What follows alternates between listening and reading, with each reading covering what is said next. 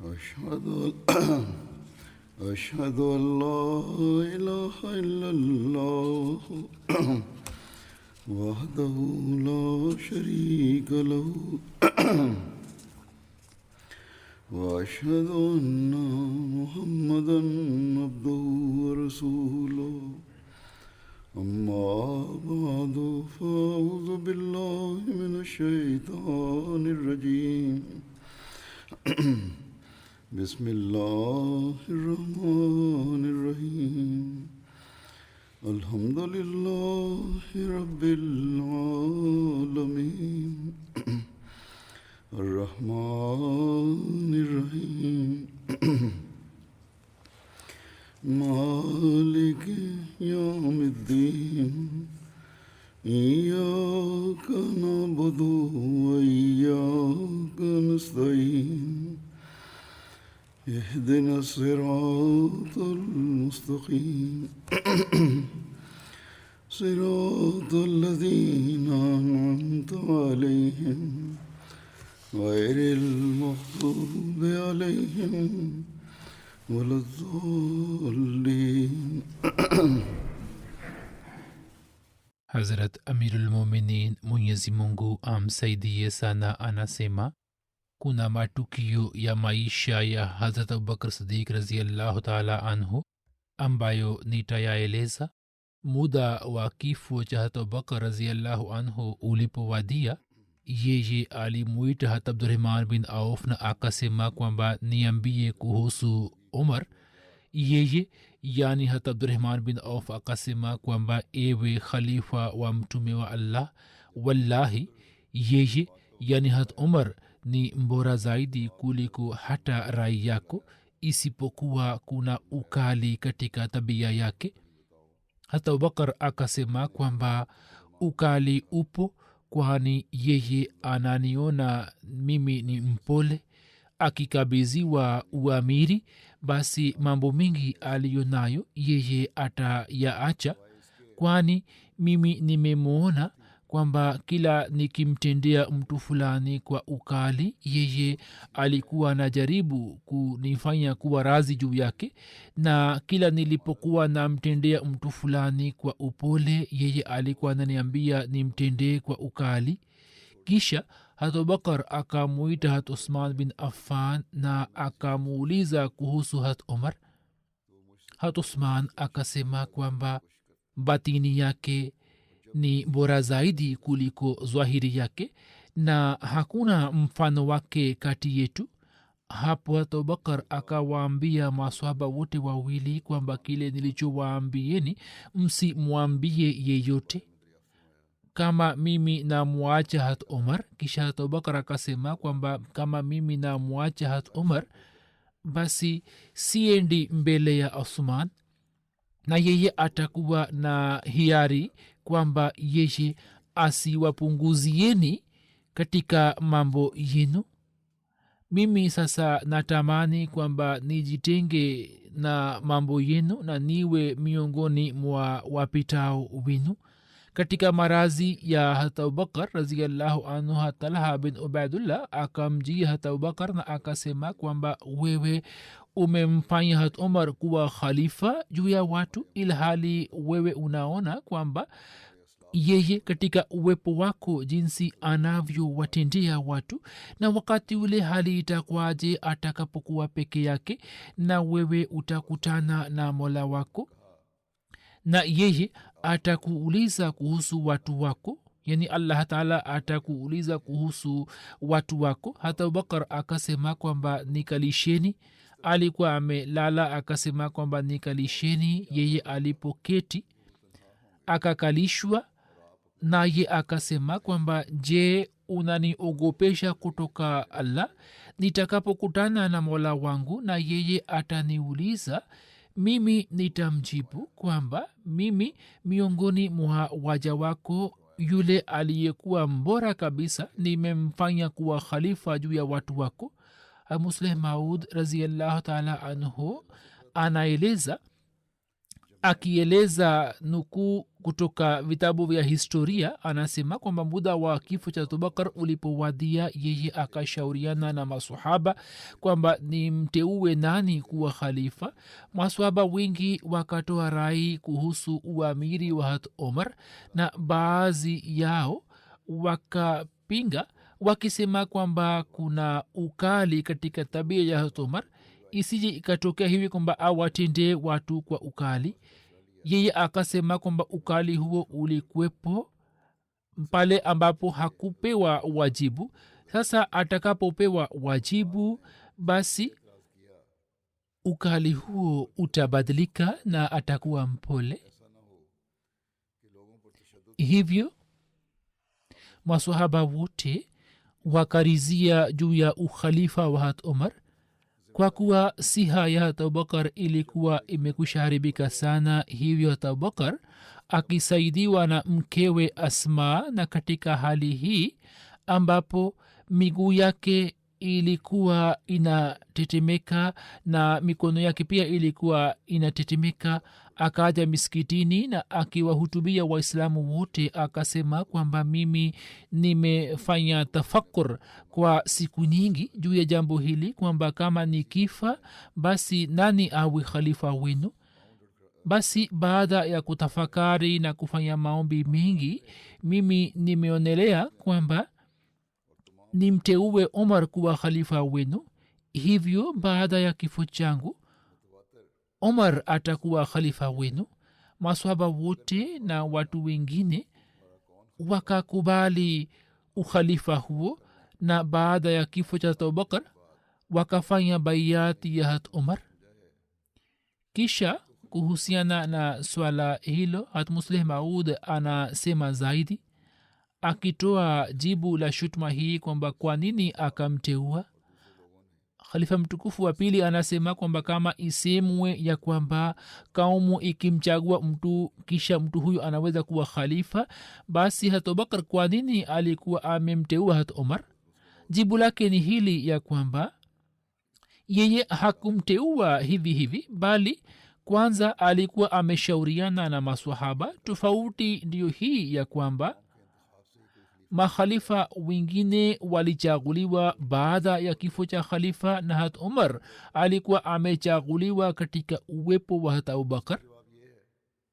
kisha yeye hakuishia hapo hapo, yani hat abubakar hakuishia juu ya hapo tu, yani hakuona kwamba hiyo inatosha kwamba baada ya kushauriana na masahaba wachache tu awe ametangaza kuhusu ukhalifa wa hat umar, bali licha ya kuwa na udhaifu mkubwa na marazi akaja miskitini akisaidiwa na mkewe na akawaambia watu kwamba ini watu, mimi baada ya kushauriana na maswahaba nimempenda omar awe khalifa baada yangu. je, mnakubali ukhalifa wake? hapo watu wote wakarizia juu ya ukhalifa wake. hivyo huo ulikuwa uchaguzi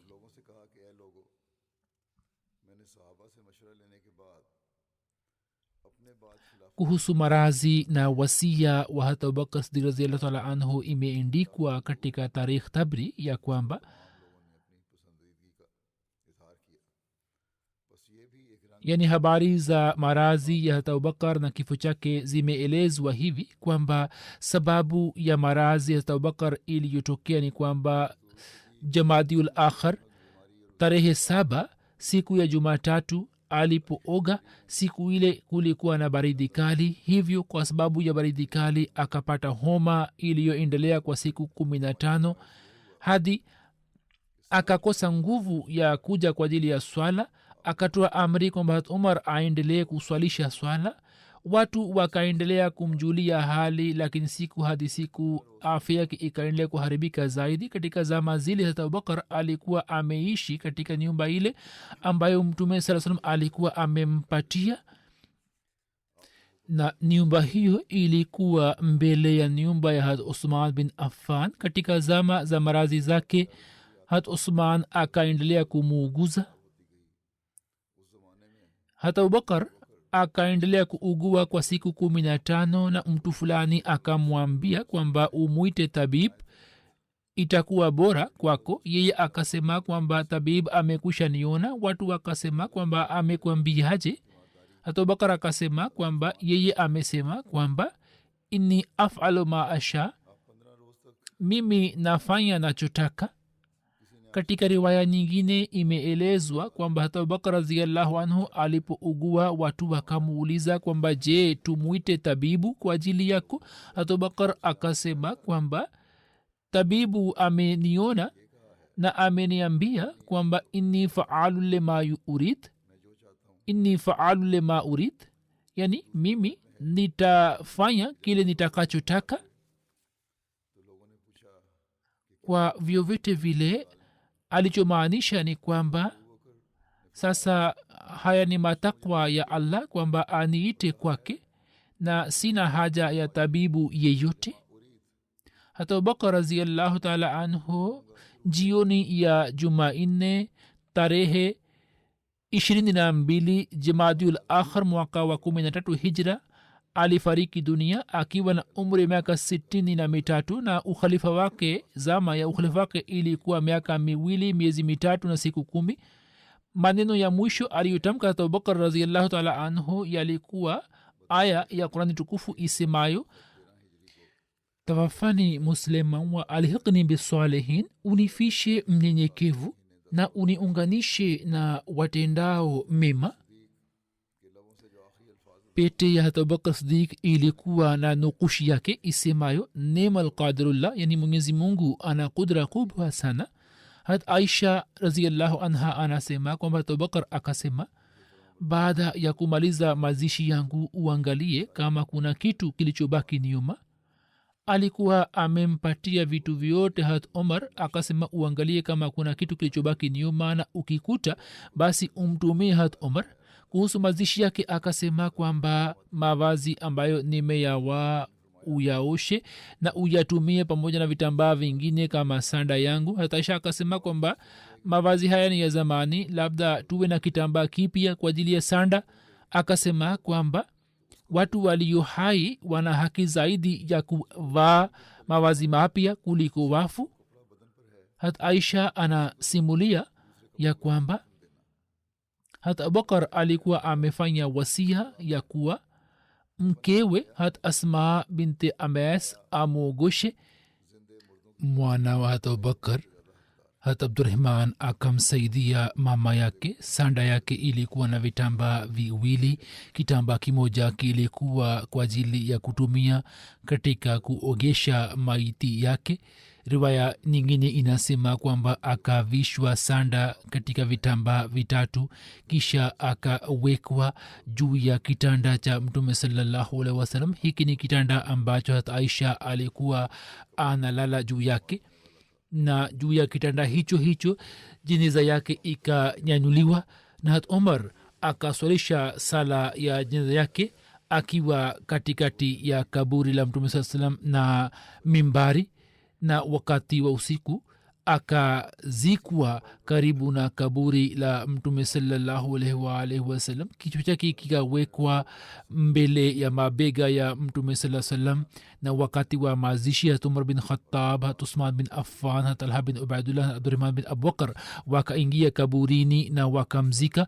imesimuliwa na Ibn Shihab ya kwamba hat Umar akamzika Abubakar wakati wa usiku.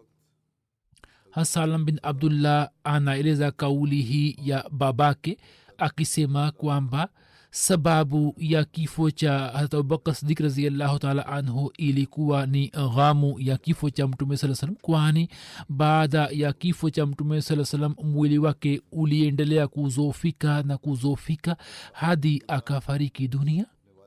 baadhi ya waandishi wa sera wameeleza vile vile ya kwamba sababu ya kifo chake ilikuwa ni chakula kile ambacho Myahudi fulani alikuwa ametia sumu ndani yake, lakini kwa kawaida waandishi wa sira wamekataa riwaya hiyo. hat Aisha anasimulia ya kwamba wakati wa kifo cha Abubakar ulipowadia, yeye akatuuliza kwamba siku hii ni siku gani. watu wakasema kwamba ni Jumatatu. hata Abubakar akasema kwamba kama leo ni kifa basi msisubiri hadi kesho, bali mimi napenda siku na usiku ule zaidi ambao uwe karibu zaidi na mtume sallallahu alaihi wasallam, yani mufanye haraka katika kuzinizika, hiyo ni bora zaidi. hata Abubakar kuhusu urisi wake akasema kwamba baada ya kifo changu sawa na amri za Qur'an tukufu urisi wangu ugawanywe. Riwaya nyingine inasema kwamba katika mali yake aliyoiacha alikuwa ametoa wasia wa sehemu ya 5 kwa ajili ya watu ambao hawakuwa jamaa zake.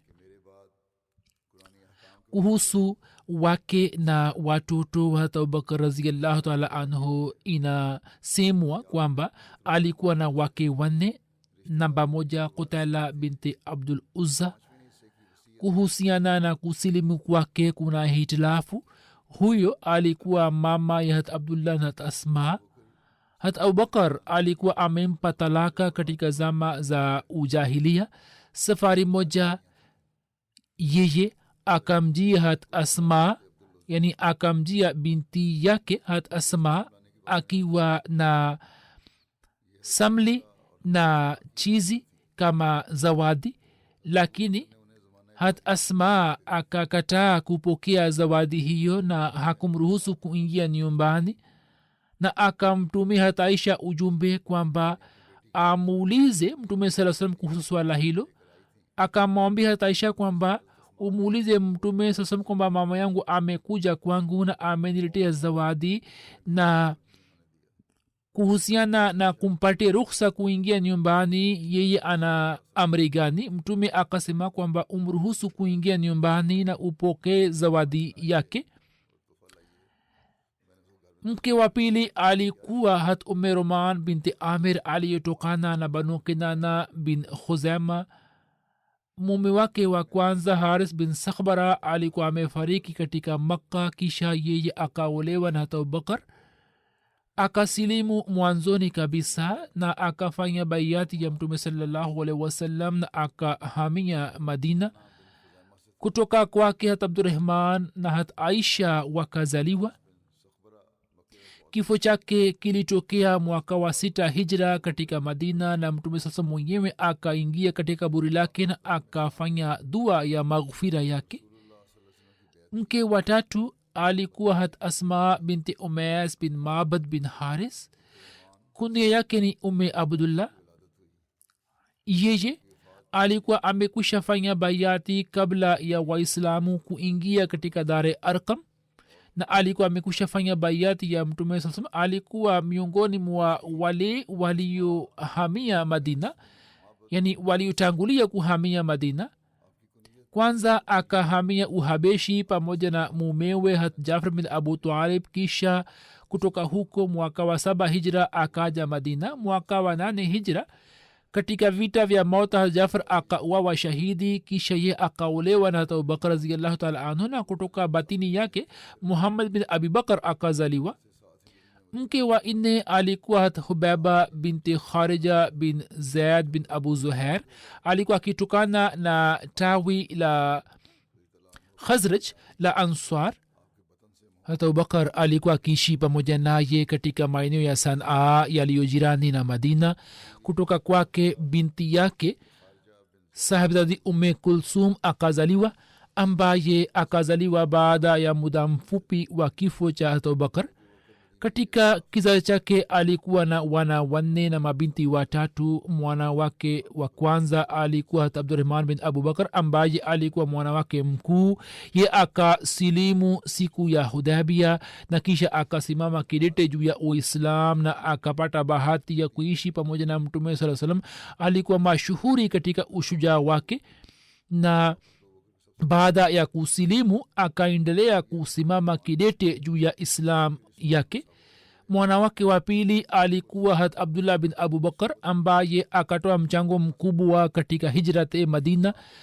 mchana kutwa alikuwa akiishi katika Makka na alikuwa akikusanya habari za watu wa Makka, na kisha wakati wa usiku alikuwa anafika katika pango na alikuwa anawaambia mtume sallallahu alaihi wasallam na Abubakar habari za watu wa Makka, na asubuhi alikuwa akirejea Makka. katika vita vya Taif akapata mshale, yani majeraha ya mshale, majeraha ambayo hayakuweza kupona, na kwa sababu ya majeraha hayo hayo akafariki dunia, akapata ushahidi katika ukhalifa wa Abubakar.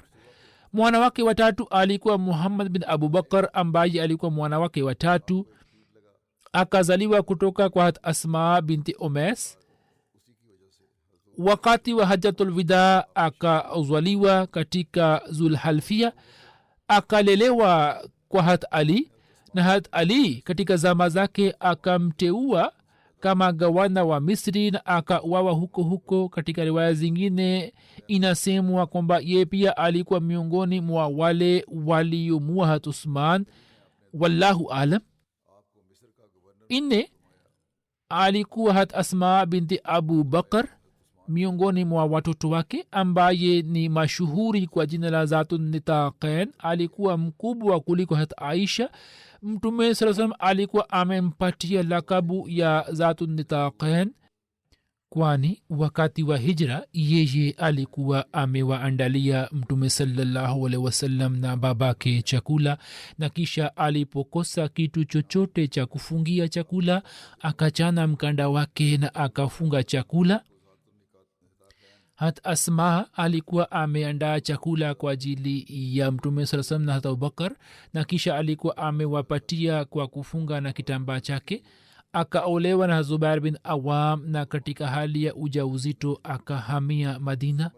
Baada ya kufanya hijra, Hat Abdullah bin Zubair akazaliwa kutoka kwake, ambaye alikuwa mtoto wa kwanza kuzaliwa baada ya hijra. Hat Asma akapata umri wa miaka 100 na kifo chake kikatokea katika mji wa Makka mwaka wa 73 hijra. Mtoto wa tano alikuwa Ummul Mu'minin Hat Aisha binti Abubakar, ambaye alikuwa mke mtakatifu wa Mtume sallallahu alaihi wasallam. Yeye alikuwa ulama mkubwa katika wanawake, na Mtume sallallahu alaihi wasallam alikuwa amempatia kunia ya Umme Abdullah.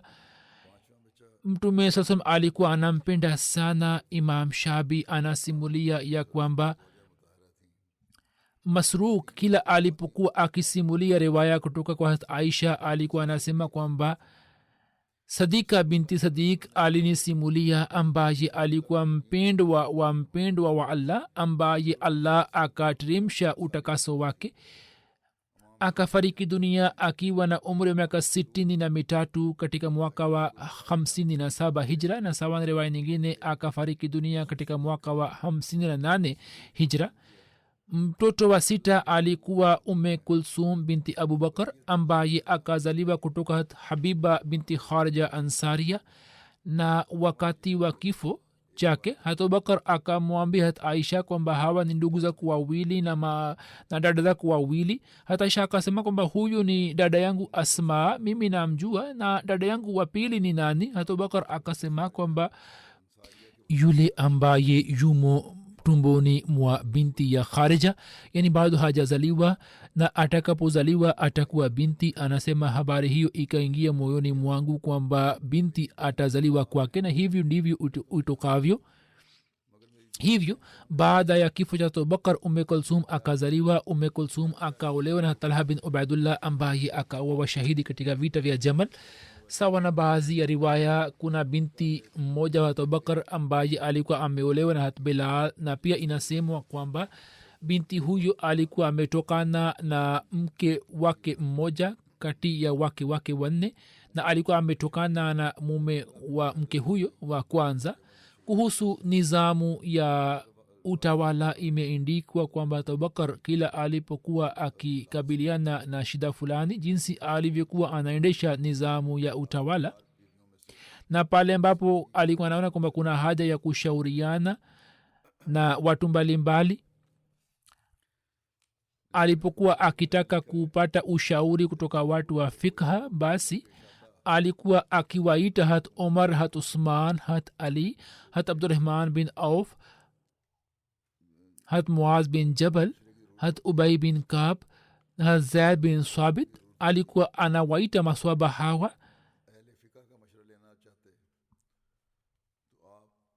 au katika saa zingine alikuwa anawakusanya wahajiri na answar katika idadi kubwa. Musleh Maud anasema akieleza ufafanuzi wa shawirhum ya kwamba mutafakari juu ya neno hilo.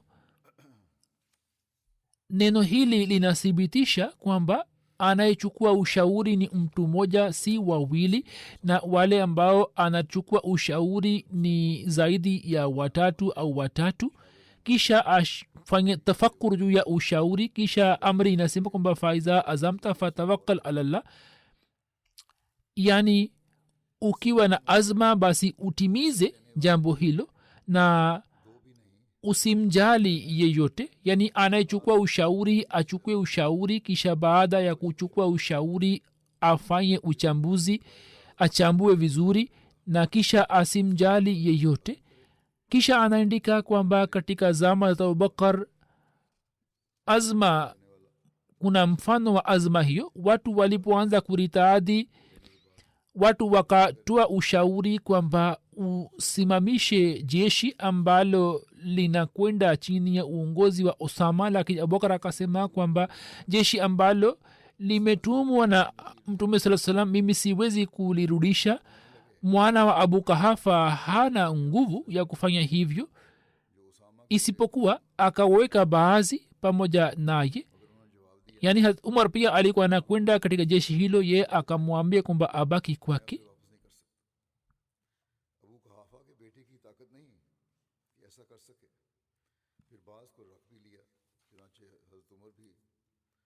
Kisha kuhusu zaka ikasemwa ya kwamba ili watu waweze kubaki katika Islam uwasamehe zaka. Abubakar akawapa jibu kwamba kama watu hawa walikuwa wakitoa kamba ya kufungia ngamia kama zaka, basi nitachukua kutoka kwao, na hata kama muniache ni yote na wanyama wa mapori waje kuungana na waritadi, hata hivyo mimi nitapigana nao nikiwa peke yangu. Huu ni mfano wa azma yake. Kisha mnajua kilichotokea ni nini? Yani hiyo ilikuwa azma ya Abubakar na watu walikuwa na ushauri mwingine, lakini kilichotokea ni nini? Kilichotokea ni kwamba Mwenyezi Mungu akamfungulia mlango wa ushindi. Kumbukeni kwamba mtu anapomwogopa Mwenyezi Mungu, haiba ya viumbe haiwezi kuleta athari kwake. Huu ni uhakika wa ukhalifa. Kuanzishwa kwa Baitul Mal katika zama tukufu za Mtume sallallahu alaihi wasallam, mali za zaka na khums na ghanima zilipokuwa zikija kwake, Mtume sasa alikuwa anagawa kwa watu wakati ule ule, na inaweza kusemwa kwamba kwa njia hiyo idara ya Baitul Mal ilikuwepo katika zama za Mtume sallallahu alaihi wasallam, isipokuwa katika zama za Abubakar kwa sababu ya ushindi mbalimbali mali ilikuwa imeanza kuja kwa wingi. Yani mali ilikuwa inakuja ilikuwa imeongezeka. Hapo Abubakar akahisi kwamba aanzishe nizamu ya Baitul Mal ili hisabu iwekwe kuhusu mali inayogawanywa. Hivyo kwa ushauri wa maswahaba akapanga nyumba moja, lakini nizamu hiyo ikaendelea kufanya kazi kama ilivyo, kwani Abubakar alikuwa akijaribu kugawa mali wakati ule ule. Sawa na baadhi ya riwaya, hata Abu Ubaida alikuwa amekabidhiwa wajibu huo wa idara ya mali. Mwanzoni Abubakar alikuwa ameweka Baitul Mal katika Wadi Sanaa na kulikuwa hakuna mlinzi wake. Sanaa ilikuwa sehemu moja iliyokuwa na umbali wa maili 2 kutoka msikiti wa unabii. Safari moja mtu fulani akasema kwamba wewe kwa nini humteui mtu yani mlinzi kwa ajili ya uhifadhi wa Baitul Mal? Ye akasema kwamba kwa ajili ya uhifadhi wake kufuli inatosha, kwani mali ambayo ilikuwa inakusanywa kwa ajili ya Baitul Mal alikuwa anagawa tu wakati ule ule, na mara nyingi sehemu ile ilikuwa inabaki bila mali. Kisha alipohamia Madina akaweka Baitul Mal katika nyumba yake, na hiyo ilikuwa njia yake kwamba mali ambayo ilikuwa katika baitul mal alikuwa anagawa kwa watu mpaka ilikuwa inamalizika, na katika ugawaji alikuwa anawapatia wote kwa usawa, na kisha alikuwa ananunua ngamia, farasi na silaha, na alikuwa anagawa katika njia ya Allah. Safari moja akinunua shuka kutoka mabedui akawagawia wajane wa Madina. Atakuwa amewagawia mara kadhaa, lakini mara moja imeendikwa katika riwaya hii kuhusu Abubakar. Wazifa ilikuwa imewekwa kutoka baitul mal. Imeendikwa kwamba Abubakar alipochaguliwa kuwa khalifa kwa ajili ya kutimiza mahitaji yake akapangiwa wazifa kutoka baitul mal. hata Aisha anasimulia kwamba Abubakar Siddiq radhiyallahu ta'ala anhu alipochaguliwa kuwa khalifa akasema kwamba kaumu yangu inajua kwamba mimi nilikuwa na uwezo wa kuwawezesha watu wa familia yangu chakula na mahitajio mengine, yani nilikuwa na kipato ambacho ningeweza kuendesha maisha yangu na maisha ya familia yangu kwa urahisi. Lakini sasa mimi nimeingia katika shughuli za Waislamu, hivyo watu wa familia ya Abubakar watakula kutoka baitul mal, yani Abubakar atafanya biashara kwa kutumia mali hiyo na ataendelea kuongeza mali hiyo. Hivyo Waislamu wakapanga dirhamu 6,000 kwa mwaka kwa ajili yake. Wengine wanasema kwamba alikuwa amekubali kile ambacho kilikuwa kinatosha kwa ajili ya mahitaji yake, na yeye alikuwa msimamizi wa kwanza ambaye watu wa raia yake, watu wa nchi yake wakakubali matumizi kwa ajili yake. Riwaya moja inasema kwamba Abubakar alipofanywa kuwa khalifa, safari moja asubuhi alikuwa anakwenda sokoni na alikuwa ameweka manguo na vitambaa juu ya bega lake ambazo alikuwa anazitumia kwa ajili ya biashara. Njiani akakutana na Umar bin Khattab na Abu Ubaida bin Jarrah. Wakasema kwamba ewe khalifa wa mtume, unakwenda wapi? Akasema naenda sokoni. Wao wakasema kwamba unafanya nini? Wewe ni msimamizi wa mambo ya Waislamu. Ya akasema kwamba sasa nitawalisha vipi watu wa familia yangu? Wao wakaenda pamoja naye wakisema kwamba tutakupangia sehemu, tutakupangia wazifa kwa ajili yako. Hivyo wakapanga 3,000 dirham wazifa kwa mwaka, na sawa na baadhi ya riwaya wakapanga 6,000 dirham kama wazifa. Na katika vitabu vya sira inaendikwa kwamba ijapokuwa hata Abubakar alikuwa amechukua wazifa kutoka baitul mal kwa ajili ya kutimiza mahitajio yake na mahitajio ya familia yake, lakini wakati wa kifo chake akarudisha hela yote. Hivyo riwaya moja inasema kwamba muda wa kifo chake ulipowadia akatoa wasia kwamba baada ya kuuza mashamba yake hela ikusanywe na irudishwe katika baitul mal ambayo alikuwa ametumia kwa ajili ya mahitajio yake. Riwaya moja inasema kwamba muda wa kifo chake ulipowadia akamwambia hata Aisha kwamba tangu nifanywe kuwa khalifa mimi sijala dinar au dirham ya kaumu yangu, bali nimeendelea kula chakula cha kawaida na nimeendelea kuvaa mavazi ya kawaida tu, na katika mali ya ghanima ya Waislamu ni vitu hivi tu, watumwa, ngamia na shuka. Hivyo baada ya kifo changu umtumia hata Umar vitu hivi. Hata Aisha anasema kwamba kifo chake kilipotokea mimi nikachukua vitu vile na nikamtumia hata Umar radhiyallahu ta'ala anhu. Yeye kwa kuona vitu hivyo akaanza kulia. Hata Umar akaanza kulia hadi machozi yake yakaanza kuanguka juu ya ardhi, na alikuwa anasema kwamba Mwenyezi Mungu amrehemu Abubakar ambaye amewatia watu wa baada yake katika shida. Hata Abubakar alipofariki dunia, hat Umar akawaita baadhi ya masahaba na akafanya uchunguzi kuhusu baitul mal.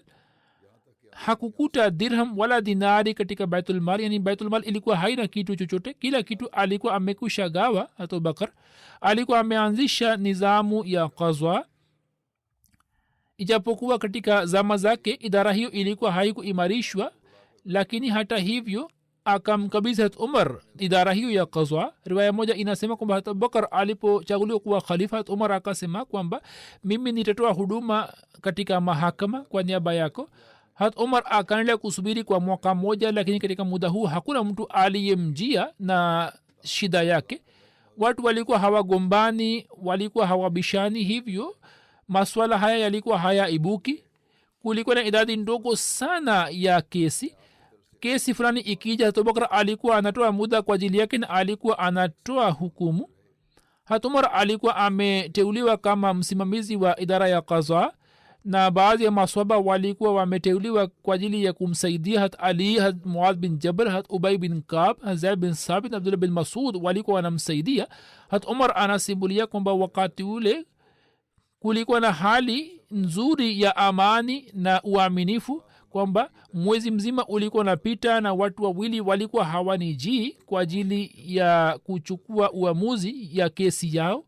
Kuhusu idara ya ifta imeandikwa kwamba watu wapya walikuwa wanaingia katika Uislam, na sawa na hali mambo mapya yalikuwa yakiibuka. Hivyo hata Abubakar kwa ajili ya kuwarahisishia waislamu wa kawaida na kwa ajili ya kuwaongoza akaanzisha idara ya ifta, na hat Umar, hat Osman, hat Ali, hat Abdurrahman bin Auf, hat Ubay bin Kab, na hat Muaz bin Jabal, na hat Zaid bin Thabit, yeye akawateua maswahaba hawa juu ya jukumu la kutoa fatwa, kwani watu hawa walikuwa maarufu katika tafaqquh fi din na walikuwa bora kuliko wengine katika elimu na ijtihad.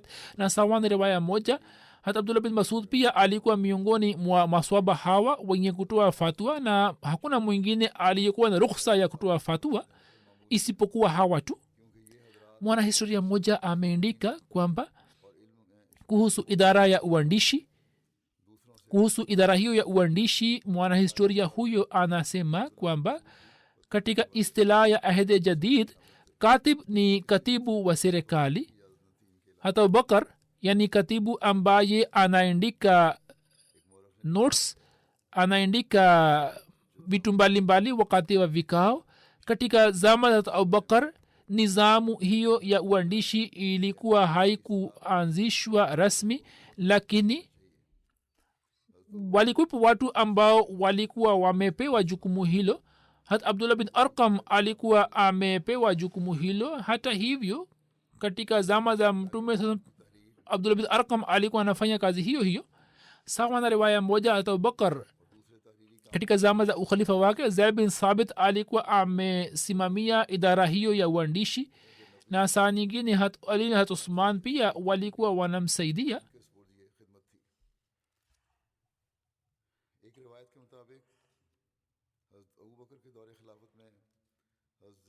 Kuna idara ya kijeshi. Kuhusu idara hiyo imeandikwa kwamba katika zama za Abubakar kulikuwa hakuna nizamu maalum ya kijeshi, bali wakati wa jihadi kila muislamu alikuwa mwanajeshi, na ugawaji wa jeshi ulikuwa ukitokana na makabila.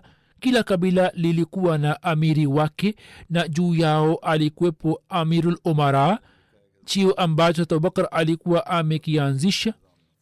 hata Abubakar kwa ajili ya kuwawezesha wanajeshi silaha za kivita alikuwa amepanga mpango kwamba kipato ambacho alikuwa anakipokea kutoka njia mbalimbali alikuwa anatoa sehemu makhsus kwa ajili ya matumizi ya kijeshi, na kwa kutumia sehemu hiyo silaha na wanyama walikuwa wakinunuliwa, na pia kwa ajili ya kuwalea wanyama wa jihadi kulikuwa na malisho makhsus. Mwandishi mmoja anaandika kwamba nizamu ya kijeshi ya Abubakar ilikuwa inafanana na nizamu ya kibedui iliyokuwa inapatikana hata kabla ya Mtume sallallahu alaihi wasallam katika Uarabuni. Wakati ule kulikuwa hakuna nizamu maalum ya kijeshi, bali kila mtu alikuwa anajitolea kwa ajili ya huduma za kivita. Tangazo la vita lilipokuwa likitangazwa, makabila walikuwa wanatoka na silaha na kuelekea kwa maadui, na kwa ajili ya silaha walikuwa hawaoni upande wa makao makuu, bali wenyewe walikuwa wanajiandaa na kufanya maandalizi. Walikuwa hawapewi mishahara kutoka kwa serikali, bali walikuwa wanaona kwamba mali ya ghanima ndio malipo yao, na katika uwanja wa vita mali ya ghanima walikuwa wakipata. Sehemu ya 4 zilikuwa zinagawanywa, sehemu 4 zilikuwa zinagawanywa kwa majeshi, na sehemu ya 5 yani khums ilikuwa inapelekwa makao makuu kwa khalifa.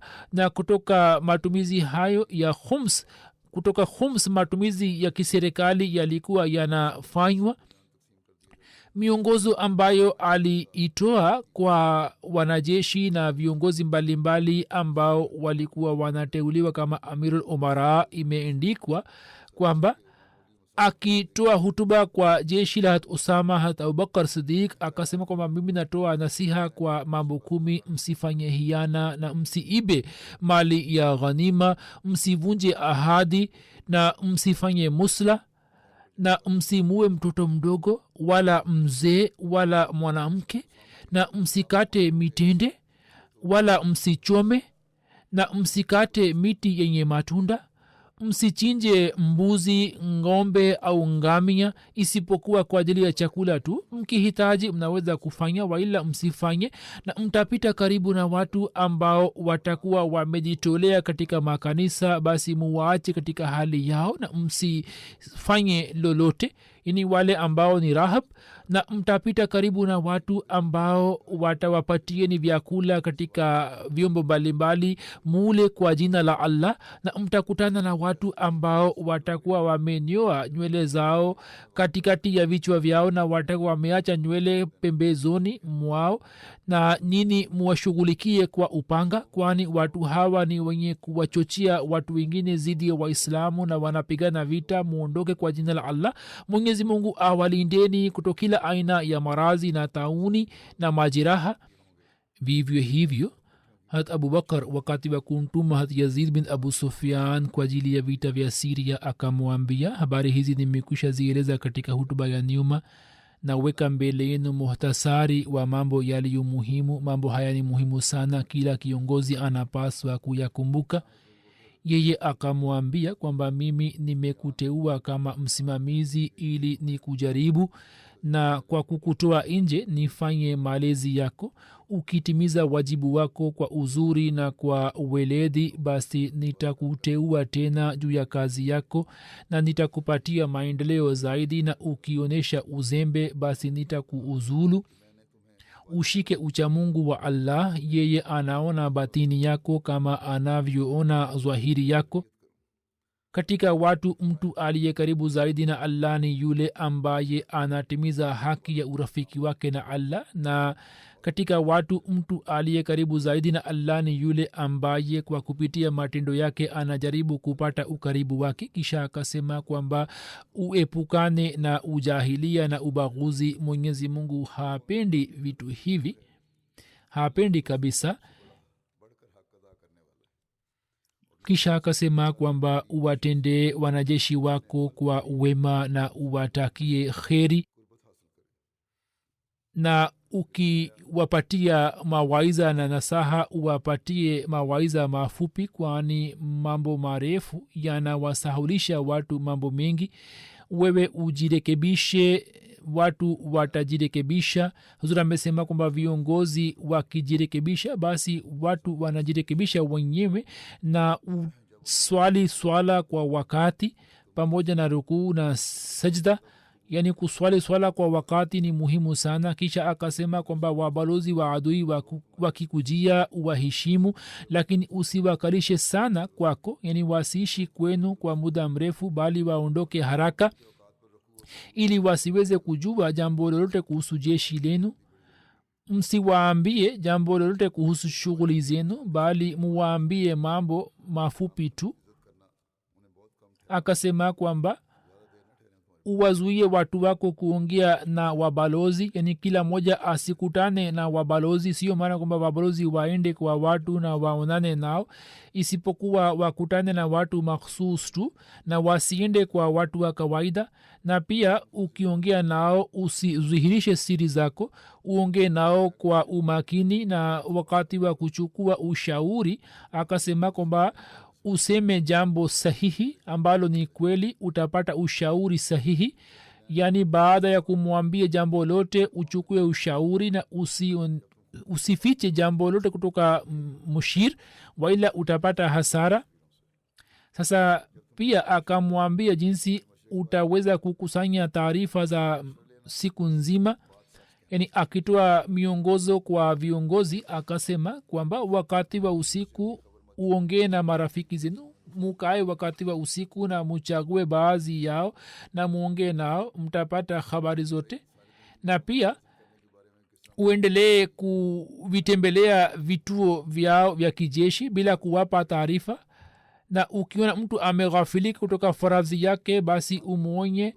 Na pia akasema kwamba usifanye haraka katika kuwapa adhabu wala usighafilike kabisa, yani utumie njia iliyo katikati. Usifanye haraka katika kuwapa adhabu na pia usighafilike kabisa, kwamba usiseme lolote, usighafilike kuhusu jeshi, na kwa kufanya ujasusi wao usiwazalilishe.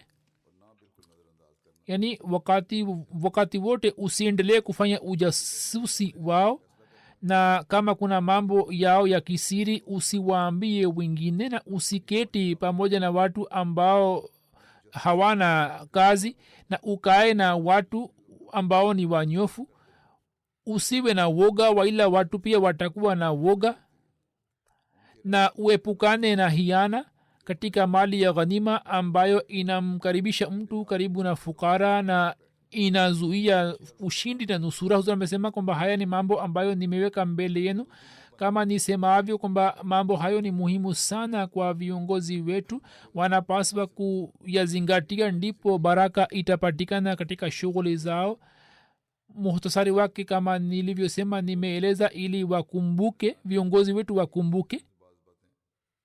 Kuhusu ugawaji wa serikali ya Kiislam katika majimbo mbalimbali, imeandikwa ya kwamba katika zama za ukhalifa wa Abubakar miji ya Kiislam ilikuwa imegawanywa katika majimbo mbalimbali, na yeye akawateua umara na magawana katika majimbo hayo. Madina ilikuwa makao makuu yake, ambapo hata Abubakar alikuwa anaishi kama khalifa. Kuhusu njia ya kuwateua watendaji, imeandikwa ya kwamba hii ilikuwa njia ya hata Abubakar, ya kwamba yeye akifuata suna ya Mtume SAW salam, wakati wa kumteua mtu fulani kama gawana alikuwa anazingatia kwamba katika kaumu fulani kama wangekuwepo watu watukufu na wema, basi mmoja wao angekuwa gawana. Hivyo wakati wa kuteua gawana wa Taif na magawana wa makabila mengine akatumia njia hiyo hiyo. Na pia wakati wa kumteua mtu fulani gawana alikuwa anaandikisha mkataba wake wa ugawana, na alikuwa anamwambia njia ya kufika huko. Na pia alipokuwa anamteua mtu fulani gawana wa maeneo ambayo yalikuwa hayakutekwa na yalikuwa nje ya utawala wa Islam, katika ushindi wa Syria, Iraq na vita zidi ya waritadi, mambo haya yanaonekana wazi. Saa nyingine alikuwa anaunganisha maeneo mbalimbali na maeneo mengine. Hivyo Ziyad bin Labid ambaye alikuwa gavana wa Hazarmaut, Kinda pia ikapewa chini ya uongozi wake, na ye akaendelea kuwa gavana wa Hazarmaut na Kinda. Katika zama zake, katika uchaguzi wa watendaji, kitu kilichokuwa kinaangaliwa ni kwamba mtu amesilimu lini, yani mtu ambaye alikuwa amepata nafasi na bahati ya kukaa zaidi na Mtume SAW salam.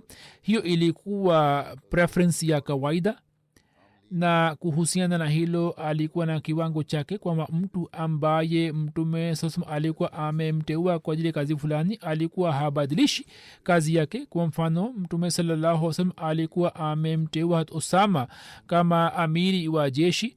Baadaye baadhi ya watu kutokana na maslahat fulani wakatoa ushauri wa kumteua sahaba mwingine juu ya wazifa wake, lakini hata Abubakar akabakisha Usama juu ya wazifa hiyo.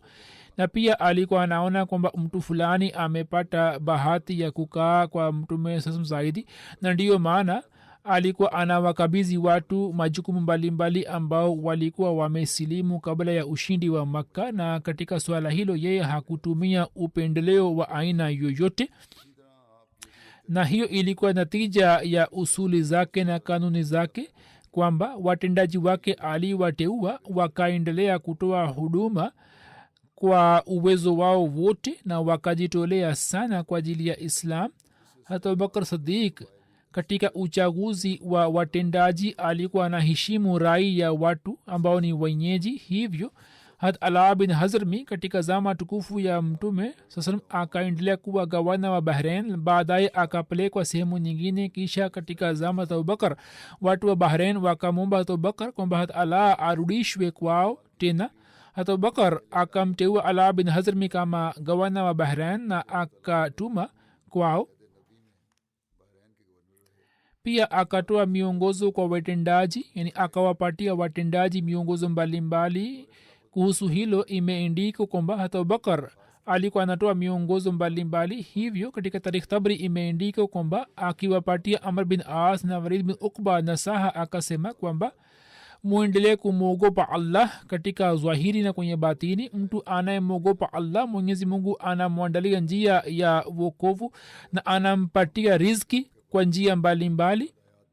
mtu ambaye anamwogopa allah mwenyezi mungu anamsamehe mazambi yake yote na anampatia malipo zaidi, na ushike uchamungu wa allah ni bora zaidi, ambayo waja wa allah wanatoleana nasaha yake.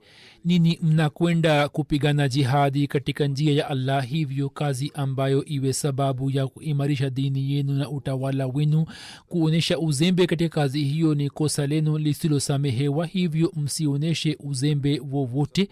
hat mustawrad bin shaddad anasimulia ya kwamba mimi nilimsikia mtume sallallahu alaihi wasallam akisema kwamba mtu ambaye awe mtendaji wetu amweke mke mmoja, na asipokuwa na mtumishi amweke mtumishi mmoja, na asipokuwa na nyumba ya kuishi basi aweke nyumba moja kwa ajili ya makazi yake.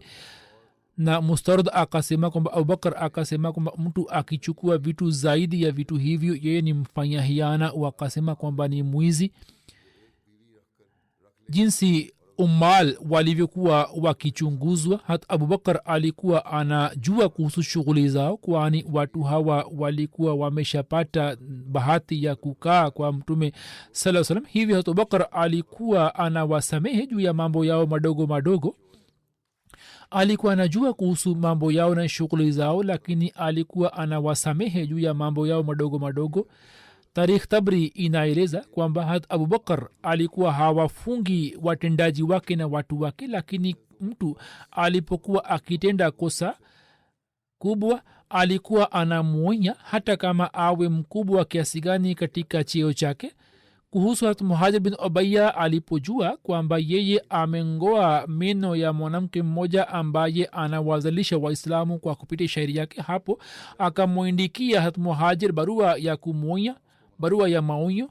na kila alipokuwa akipata habari kuhusu Khalid bin Walid kwamba amefanya kosa fulani alikuwa anamwonya. kuhusu wajibu wa maumara na magawana imeandikwa kwamba hata abubakar alikuwa amewateua magawana na maumara katika miji mbalimbali, na alikuwa amewapatia majukumu na wajibu tofauti.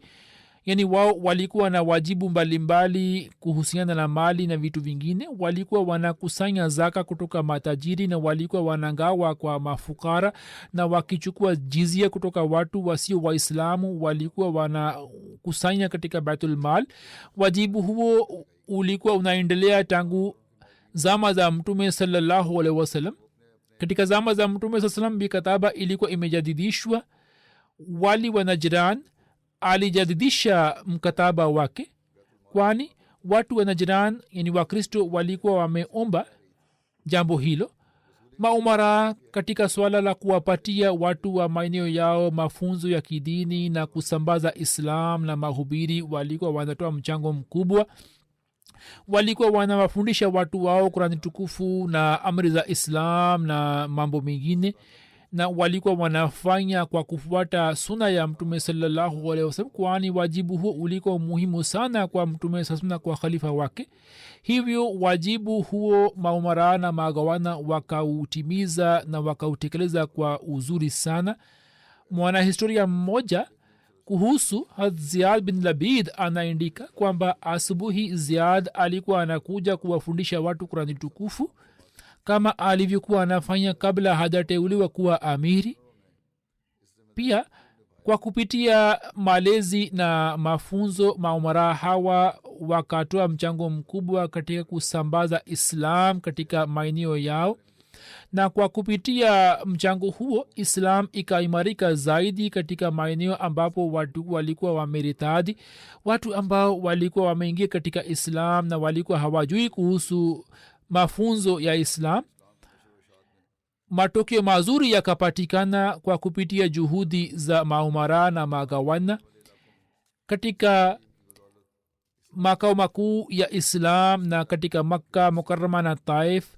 Waalimu walikuwa wameteuliwa ambao walikuwa wanafanya maandalizi maalum kwa ajili ya kuwapatia watu mafunzo, na hayo yote yalikuwa yanafanywa chini ya uongozi na sawa na muongozo wa khalifa. Amir wa eneo au gawana alikuwa anasimamia mambo yote ya maeneo yake.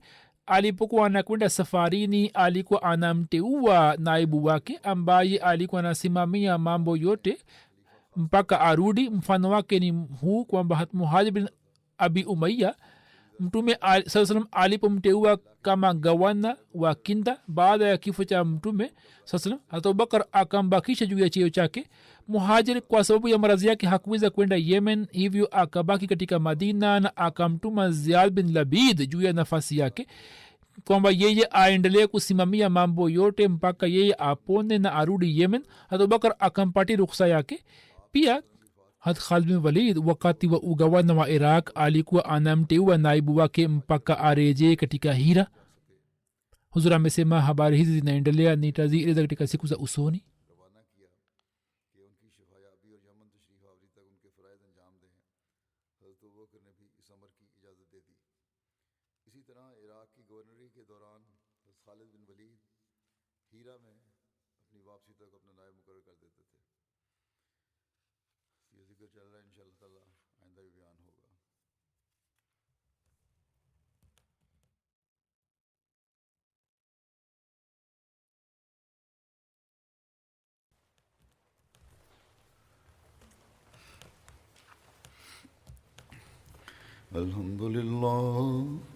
الحمد لله نحمده ونستعينه ونستغفره ونؤمن به ونتوكل عليه ونعوذ بالله من شرور أنفسنا ومن سيئات أعمالنا من يهده الله فلا مضل له ومن يضلل فلا هادي له ونشهد أن لا إله إلا الله ونشهد أن محمدا عبده ورسوله عباد الله رحمكم الله إن الله يأمر بالعدل والإحسان وإيتاء ذي القربى وينهى عن الفحشاء والمنكر والبغي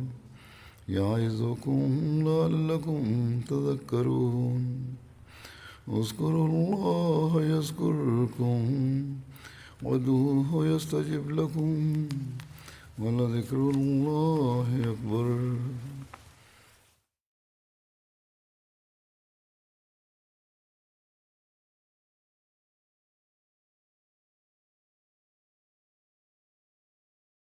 ما كان